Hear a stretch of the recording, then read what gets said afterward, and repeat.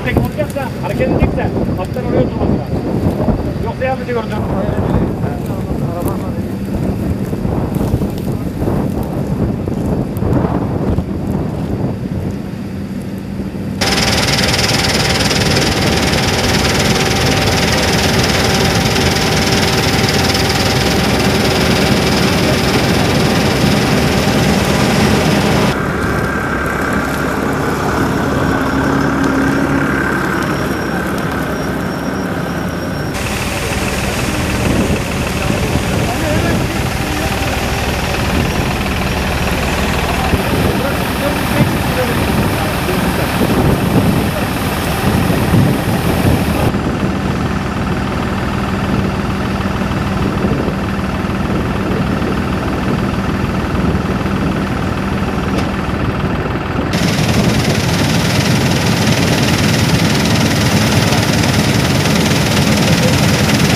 Evet, Şahinbey Belediyesi olarak doğumdan ölüme vatandaşımızın her türlü hizmetindeyiz.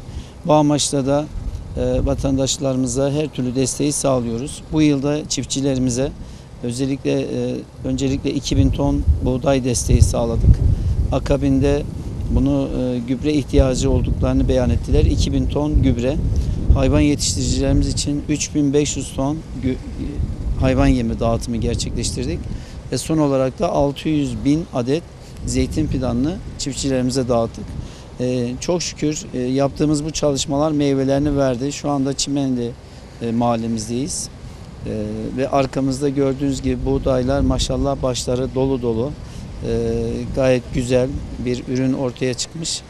Çiftçilerimize bol kazanç diliyoruz. Bu ülkemiz adına özellikle bu yaptığımız destekler ekilmeyen tarlaların ekilmesine imkanı olmayanlara ciddi bir destek sağladı. Hayvan üreticilerimiz bu konuda çok mutlu olduklarını beyan ettiler. Çiftçilerimiz de aynı şekilde. İnşallah Şahinbey Belediyesi olarak çiftçilerimize bu tür desteklemelerimiz devam edecek. Bugün Çimenli köyümüzdeyiz. Şahinbey Belediye'miz şehir merkezine olduğu gibi kırsalda belediyemize bağlı mahallelerde de büyük hizmetler yapıyor. Çiftçilerimize daha önce gübre destekleri, tohum destekleri, fidan destekleri oldu. Bugün de buğday desteği ne ben şahit oldum. Belediye Başkanımız Sayın Mehmet Dahmazoğlu'na çok teşekkür ediyorum bu anlamda. Şahinbey Belediye'miz örnek belediyecilik anlayışıyla şehrin, belediyenin hizmetlerinin ulaştığı, belediye sınırlarının ulaştığı her yerde vatandaşımıza hizmet götürüyor. Bugün de onların bir örneği çiftçimize, köylümüze önemli bir destekte bulunuyor. Ben çok teşekkür ediyorum.